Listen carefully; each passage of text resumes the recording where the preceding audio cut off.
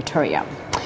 Moving along now, today marks the 65th anniversary of the adoption of the Freedom Charter at the Congress of the People that was held in Kliptown in Soweto on the 26th of June 1955. The gathering brought together several organizations and individuals allied to the liberation movement, the ANC. To commemorate this, the ANC is now hosting a virtual celebration that we're taking you live to right now. Thanks, DSG. Greetings to everyone in the meeting. The pandemic has created a crisis in higher education. Education that was always been in ivory towers, access to it with the AP score questions, with the TVET sector that is easily accessible to all Black students and Africans in general.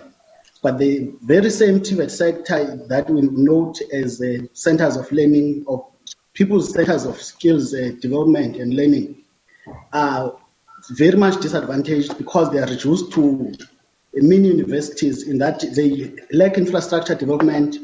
If you can go to one of the nearest TVET sector, TVET college campuses, you'd find with no Wi-Fi as basic things for learning and teaching, with no infrastructure that enables engineering students to be more productive and more efficient.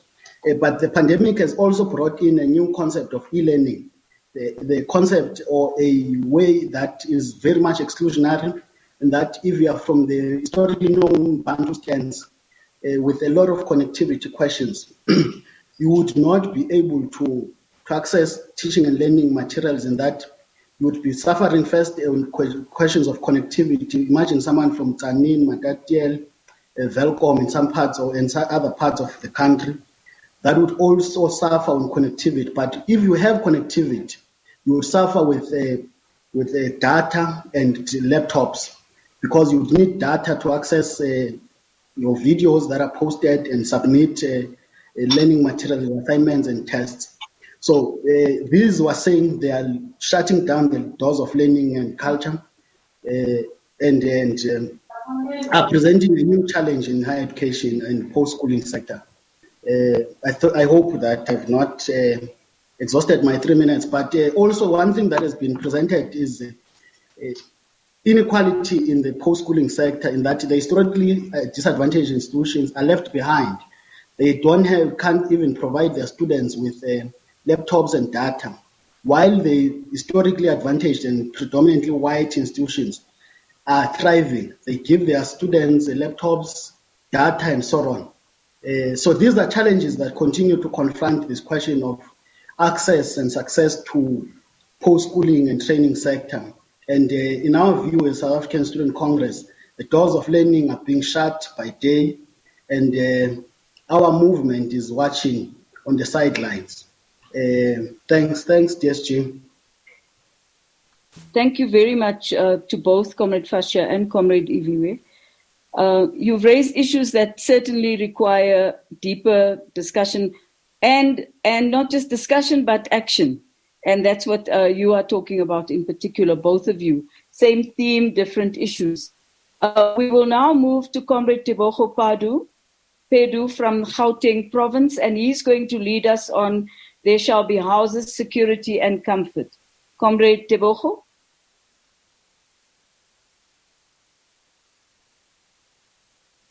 It is Chilidzi. He's been replaced by Comrade Chilidzi. Okay, you have 3 minutes, Comrade Chilidzi. Please go ahead.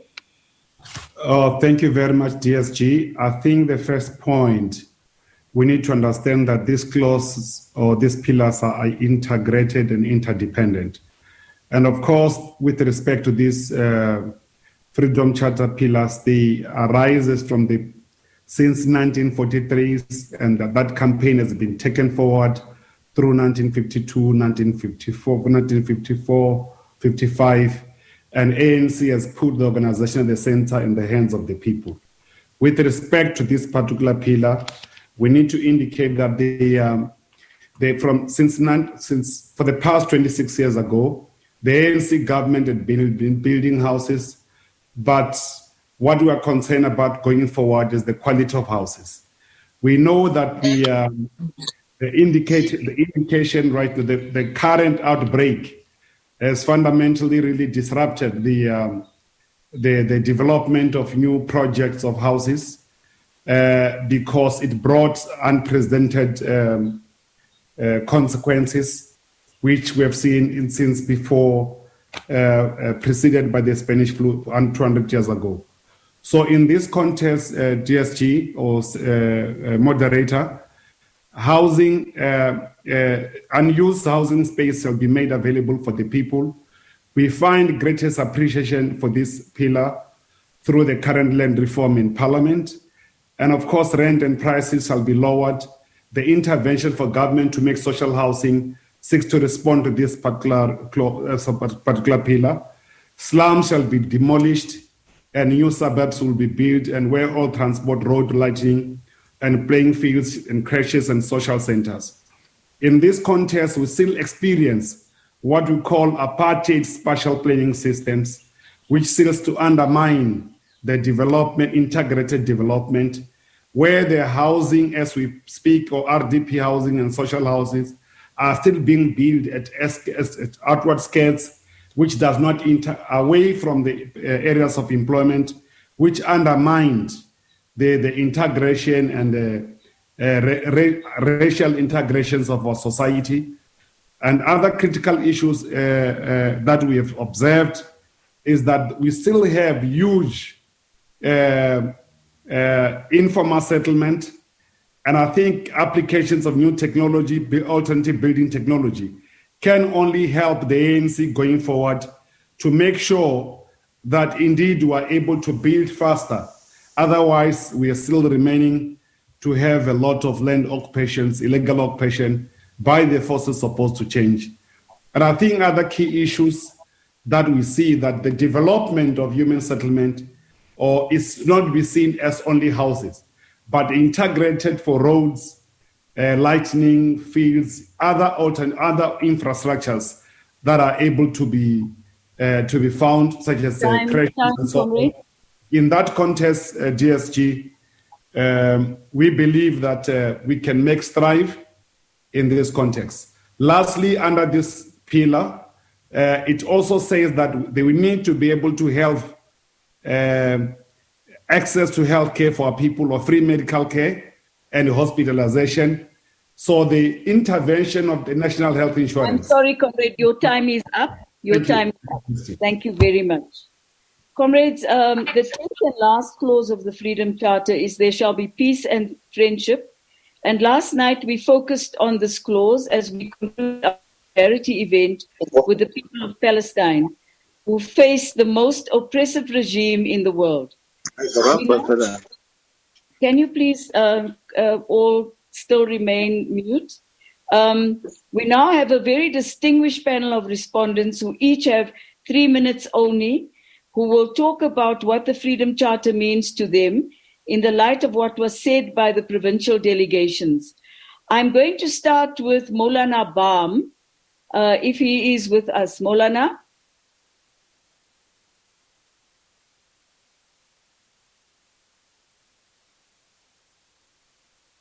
Okay, let me move on until Maulana Baam is able to join us. May I suggest that you take Comrade Steve? Yes, I'm going to go on with the next person on my list, Comrade Phoebe, is Sibonile Mkize, Nkosi Sibonile Mkize. Could you please go ahead? DSG, thank you very much for the opportunity, and greetings to all the comrades on here. I think I'd like to just basically take time to just thank the presentation that we've had. Just in short, as the chief of my area in Hlatikulu in Escort in KwaZulu-Natal, I think that all the pillars of the Freedom Charter are important, but I'm just going to touch on two that are basically very close to my heart. One of them is going to be education. The doors of learning and culture shall be open, and I think I'm going to concentrate more on the culture part. Culture, to me, is one thing that I think most importantly should be concentrated around language. And language in this particular instance is because I say language because language carries culture. Language carries ideology. Language carries mentality. And I think probably one of the most important things for us to do right now is to ensure that we start promoting our African languages. It is something that is already happening within some of the universities, and it is actually going in the process of actually decolonizing the way that universities are run. Every single student in every tertiary institution should be in a space where they are able to be taught and examined in a language of their mother tongue. And I think probably even more important, it's actually the sad part, and I think it was a congratulatory element where about 3 years ago, Rhodes University actually published their first PhD, which was done by a student, which was done totally in Xhosa. Now, as great as that was, DSG, the worst part about that is that the irony of it, that in this land that we are in, we are actually celebrating and actually going out of our way to showcase the fact that we are able to write in our own languages. And the one way that we need to be able to promote this is that government needs to also come in and change the way that we do this. Memos, advertisements, etc., need to be done in our indigenous languages so that you can actually promote them. An advert that I saw quite recently for a software engineer that came out from a US company, Amazon, was actually written in isiZulu, and it's something that we need to also start doing as well. To close off DSG so that I don't take much of the time, I would like also just to look at the land question. The land shall be shared amongst those who work it. Now, there is this insinuation that obviously chiefs and amakosi, horses all over KZN probably are in a situation where they are actually abusing their people that they are leading. Yes, there are some of us who may be doing this, and there are some of us who are actually doing to come in and assist our communities. I think one of the things that hurt us here in KwaZulu-Natal was the seeming attack by the high-level panel that was actually led by our former president, where there was an insinuation that they were going around to attack the Ingonyama Trust Board. It is not a perfect institution, but the biggest question about us, what we are looking at, was how is it that one of the things that they're concentrating on is to actually try and take the land away from the customary way of living. Now, there may be a lot of debates about it, but then at the heart of it, Comrade DSG, is the fact that there is this one element where we look at which is called security of tenure. And security of tenure for most people is basically saying every single person should have a title deed. Now, I'm sitting here and also having a background in finance and economics, and I'm thinking to myself, is that the only way that we can provide security of tenure to all our rural people and so that people can get access to land? And I'll sit here and probably be able to give a more elaborate explanation on what I would basically look at as security of tenure. But I'm scared at the fact that people that are pushing for some of our rural participants to have individual title deeds are mostly looking for them to get into credit, rather than to say, let us provide you with capital in order for you to actually be able to grow. I think for now, Comrade DSG, let me close off, but I think at the heart of it, the people that I lead, there has been some movement, but we can still do more. Thank you very much.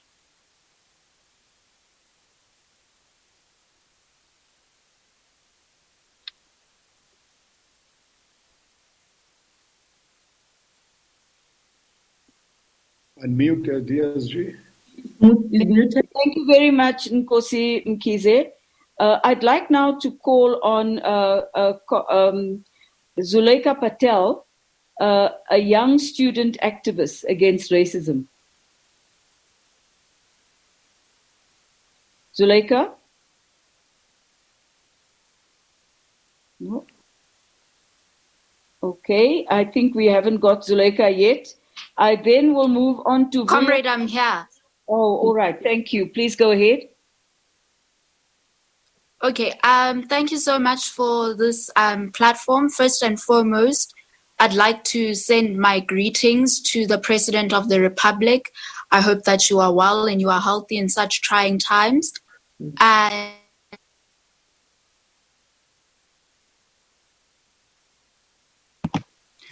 sorry, I'm not... Zuleika, we can't hear you.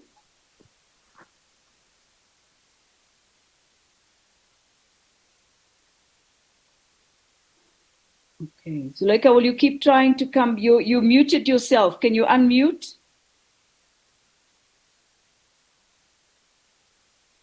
Looks like there may be a connection problem. Shall we move to the next one? Just a second, please. My next speaker is Comrade Steve Lesiki from the LGBTQI community. Comrade Steve. Thank you so much, DSG. Thank you to the ANC for creating this platform, and greetings to the leadership and to comrades. Comrade DSG, the Freedom Charter has promised freedom. And it is quite important where we recognize what freedom means. And in the case of LGBTI community, where we know that LGBTI people are everywhere in communities, in every society. However, LGBTI people, we need to recognize that they are our comrades, our friends, our colleagues, our children, our siblings, our acquaintances, and family members. A lot of LGBTI people, are coming across many challenges in the quest of freedom in this case. A lot of people might claim that they have not met any single member of the LGBTI people or person, and it is more likely that people have indeed met people in their lives. But however, LGBTI people continue to experience stigma, discrimination, violence, and taking away the extent of freedom of association, expression, and of being themselves, and which then results to seeing that LGBTI persons will then lead a life of secrecy. ANC has committed to champion equality, justice, including intersections that are enshrined in the Constitution, which marries very predominantly the Freedom Charter, the African Charter, and the Universal Declaration on Human Rights. It's quite important to realize that or recognize the injustice and inequality that did not start now, but have started long time ago. In South Africa, we have a history of prejudice based on the persons of skin color, based on the person of gender inequality, but also now our history is also matched with homophobia, transphobia in this case. These injustices, Comrade DSG, continue to put LGBTI and vulnerable and very marginalized population at the center.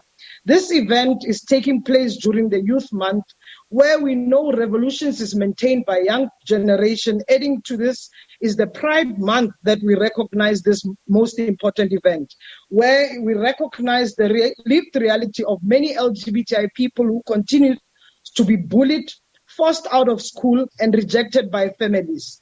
Whereas the experiences of many LGBTI persons, one, I want to highlight the experiences of intersex persons who are subjected to surgeries that they never needed or wanted as a child or when their parents give birth.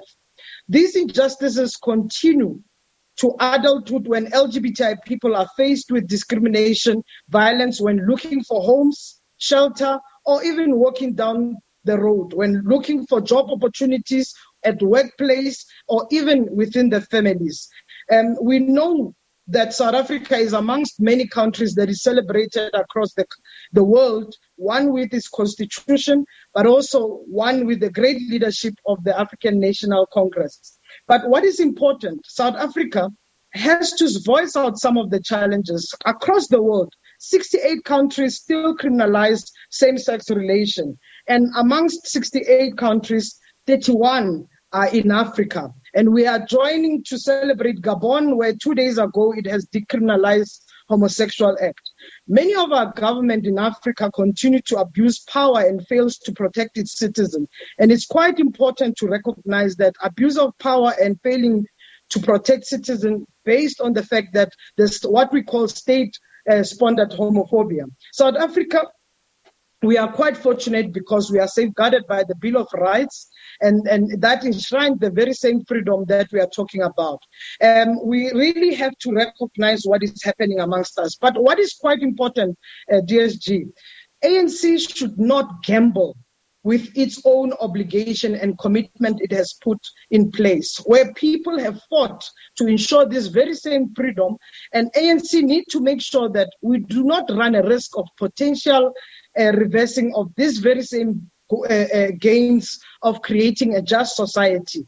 We need to address the politics of oppressions where we do not neglect intersectional lens. We need to create safe environment that promotes and ensure inclusive communities that understand and respect diversity, where we speak about what is happening in school, what is happening in society.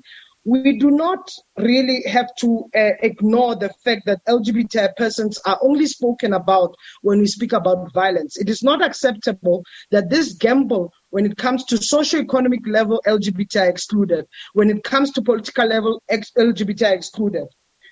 We need to really also, as ANC, ensure that we address the deep-rooted patriarchal and misogynistic trends that exist. Shouldn't the ANC be worried that it is potentially to fail women, children, and LGBTI by virtue of not taking quick steps to addressing violence against women and against communities?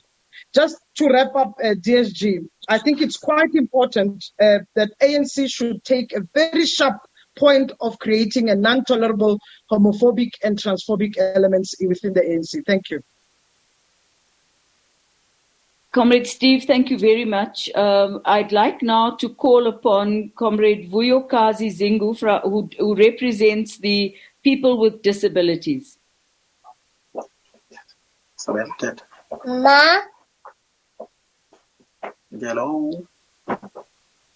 Hello. We have you. Hello.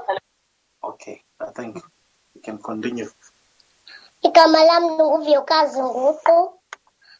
Ngizothetha ngokukhubazeka kwethu. I-challenge esizifumanayo. I-challenge esizifumanayo thina asikwazi ufikelela ezibhankini. Ngoba kaloku thina sibafitshane. Noba sesiye kwa-checkers, sometimes i-speed point is high, zingakwazi uphuma. So akho safe uba unikeze ngepini yakho. Mna ndifeel safe ka ndinikeza ngepini yam. I-height yam ngu-102. Ndilingana nomntana ona-3 to 4. But iminyaka yam i-33. So ke ngoba bendawucela umongameli esi sikhalo esi ndisicelayo se-ATMs, and ke ngoku naseziteksini andikwazi umisa iteksi, funeka ndicela umntu ohamba ngendlela, and seyimisile iteksi ndithatha ixesha ukhwela, abahlali bengxamile bona. Xa ndisiya eshophu ngoku njengoba i-lockdown abafuni ndingene namntu. Kodwa kule height yam andikwazi ukrosala.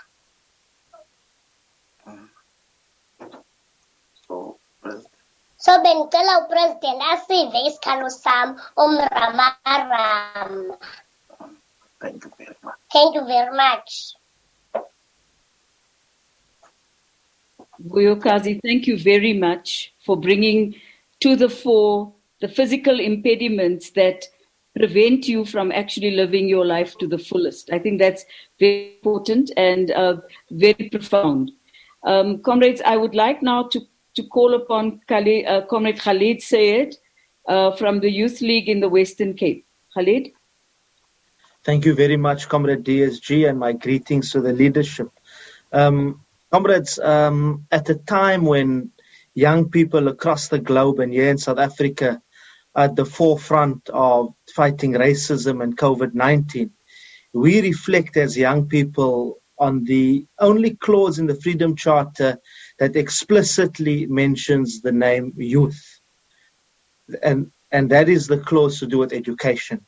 The aim of education, says the Freedom Charter, shall be to teach the youth to love their people and their culture, to honor humanity, liberty, and peace. In the past 26 years, our ANC-led government has done much to ensure access to education. For example, today, 90% of our people can read and write, thanks to the African National Congress. 90% of our public schools are no-fee schools, while our learners are benefiting from the school feeding programs and subsidized transport. The number of learners who pass matric has also increased from 50% before 94 to around 78% today, and the list can go on, comrades. But so much has been done indeed to ensure that our young people have got access to education. But we need to emphasize here that, and particularly coming from a space in the Western Cape, where I'm working in the space of education, more still needs to be done to ensure that we've got access to quality education. Yet the Freedom Charter speaks not so much of access to education, than it speaks to access to quality education. It emphasizes the aim of education rather than access to education purely. Therefore, when we consider the racism that continues to permeate some of our schools and universities, when we note the gross inequalities that still persist in our schools, as is being shown up now during the COVID-19 pandemic, with some not even having access to decent sanitation or running water, never mind swimming pools or tennis courts for young people to enjoy themselves. When we continue to acknowledge that many learners, especially in rural areas, have to travel long distances to get to school, when we admit that our schools continue to fall prey to gang violence, vandalism, and sexual predators, when we recognize that quality education is often absent in our communities and to learners who need it most, those trapped in poverty, and when we tend to point out that our education system at times seems not to prepare young people with necessary tools to be job creators, but rather to be job seekers, that is when we will start to realize that much is still dependent on our generation to take up the baton from our heroes and heroines of 1955 and 1976 to ensure that future generations have access to quality education, such as the Fees Must Fall generation of Comrade Fasia and others.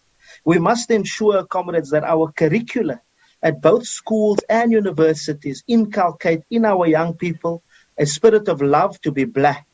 Black is beautiful, as the Black Consciousness generation of 1976 reminded us, an appreciation of all our cultures of South Africans, as South Africans, black and white, and to honor humanity, liberty, and peace by starting to work towards an end to gender-based violence in South Africa.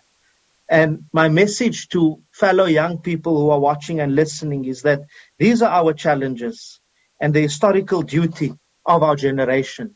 And if you as a young person have this dream, then and also wants to be active in achieving the goal of quality education, then if you are at high school, advice is to join COSAS. If you're at university, join SASCO. If you share in the vision of the African National Congress and the South African Communist Party, then join their youth structures, the Youth League and the Young Communist League. Here we will find comrades. Here we will work together as activists in building a South Africa as envisioned by the Freedom Charter. Amandla. Way too. Thank you very much, Khalid. Zuleika Patel is back, and I'd like her to please take the podium. Zuleika.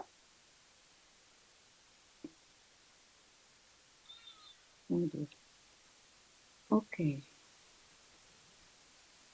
Zuleika, are you back? Yes, I'm back, comrade. Thank you. Please take the podium. Okay, thank you so much.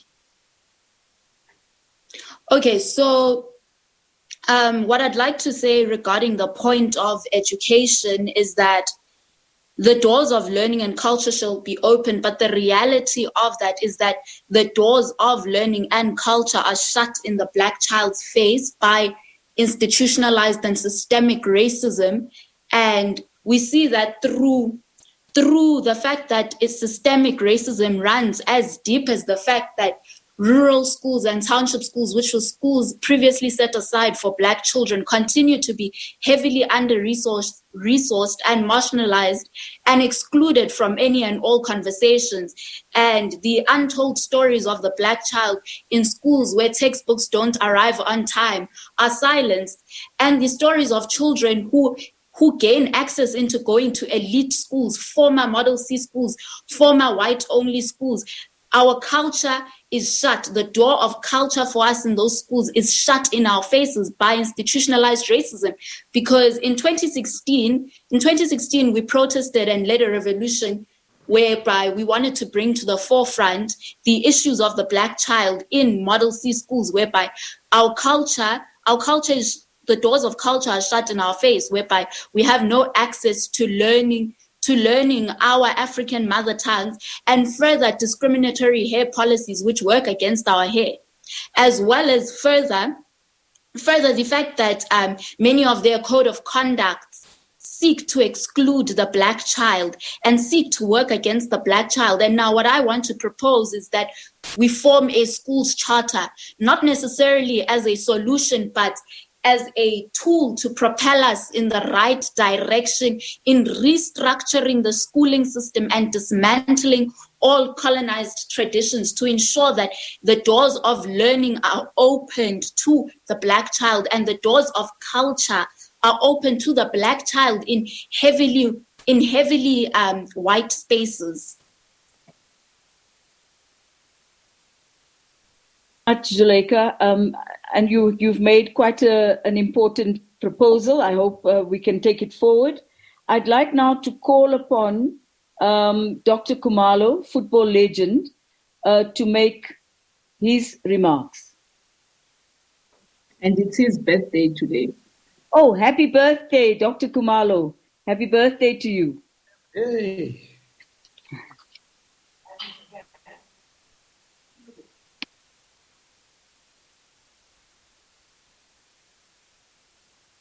Dr. Khumalo? There you are. Can you hear me? Yes, I can hear you. Welcome. Thank you very much thank you very much. Really appreciate it. And also, thank you very much for the opportunity. A very special day. It's my birthday.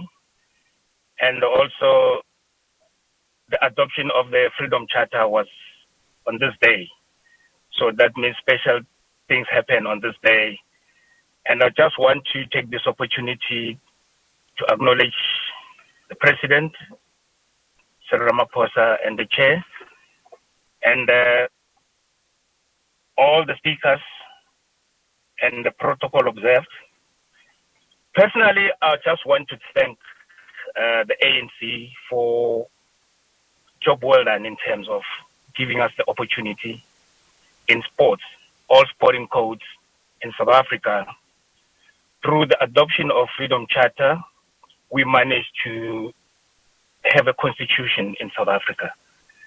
And there were so many doors that were unlocked politically. And some of us were so naive and we weren't clued up what was happening when we were still growing up in the dusty streets of Soweto. But through perseverance and understanding in terms of following what was going on through the townships, we never failed ourselves in terms of doing wrong things, but we kept on going to school with perseverance in going to playing soccer. And fortunately enough, God blessed us with a talent that saw us playing against the rest of the world, which was not going to be the case if the Human Freedom Association was not out there to make sure that we South African well-talented individuals would get an opportunity to play against the rest of the world. Because sports was banned, we couldn't test our skills against our brothers in Africa, in Europe, in China, wherever. But through ANC, we managed to unlock those unfortunate situations, and it unveiled an opportunity whereby, as I'm seated, as I'm talking to you, I'm very proud to be saying I've been a soldier through ANC, through the government, and I represented the country very well with flying colors, because we wouldn't have achieved to win the Africa Cup of Nations in 1996, whereas the rest of the world was against South Africa, talking about crime, talking about political situation. But we came out emerging in terms of showing what this country is all about. It's all about Ubuntu, and we are a winning nation. And we proved it in 1996. We proved it in 1995 with the rugby team winning it in 95 at Ellis Park Stadium. And also for the first time in our shows, it has never happened in Africa for a country only to be readmitted to FIFA only 4 years. And there we were, 92, we were readmitted back to FIFA. 98, we were now playing against the rest of the world at the World Cup in France. Having said that, I would like to believe that ex-players, current players, we're so proud, and we want to say through ANC and all the political associated people, we just want to thank you, and we just want to say, let sport be the key factor in terms of taking our kids to another level. We've gone through that. We cannot afford to be a nation without sports. Through sports, we unlock a lot of barriers that we as human beings, we cannot. And through sports, we can teach our kids the behavioral ways of doing things. Because personally, I grew up in a dusty city in Soweto with no resources. But today, we're talking a different language because there are resources, but there's no engagement in terms of father-son, mother-son, or daughter through sports. Hence, probably that's a reason why certain individuals opt to do negative things. I would like to pledge with the government, allow us ex-soccer players to be part of this journey that will allow our young kids who are still wet behind the ears for us to share how does it feel or how do we have to go about in terms of making sure that through sports they can achieve their goals. Yes, it goes hand in hand, sports and education, but we cannot afford to let one partner not to be taken care of. So I would like to pledge and ask our government, please engage ex-players because they've been through this road. They know how does it feel. We are here as soldiers of this country. We were given an opportunity. I cannot be celebrated, whereas I cannot produce the next Dokumalo. So through this, I would like to say, please, President, please, the government, allow us the opportunity like the rest of the world is doing. We are not being recognized. We are not being given an opportunity. Let people who walk that road, on that road, be the ones that teach the youngsters the good things. Believe it or not, you'll come back to me 10 years and you'll be saying, I told you the truth and I told you the right things. People knows how does it feel, not part of the sporting community. I thank you. Dr. Kumalo, thank you very much for a very uplifting message, and certainly a message that I hope we will take very seriously. I'm getting the point that you're offering yourself to assist with the development of young people, and I don't think anybody is going to say no thank you to that. Thank you very much. Thank you. Thank you. I would now like to go back to the young woman's desk, if they're ready, to please speak. Young woman's desk. Thank you. Let's apologize also for the confusion. As the Young Women's Desk, we would want to raise, I think, the first point in relation to the clause that speaks to the rights to human life. As the Women's League has pronounced over and over in relation to chemical castration, the response and the reaction from society has been that a more nervous one, to say that infringes on the basic human rights of human beings generally. You then fast forward and look at the numerous cases that have taken place.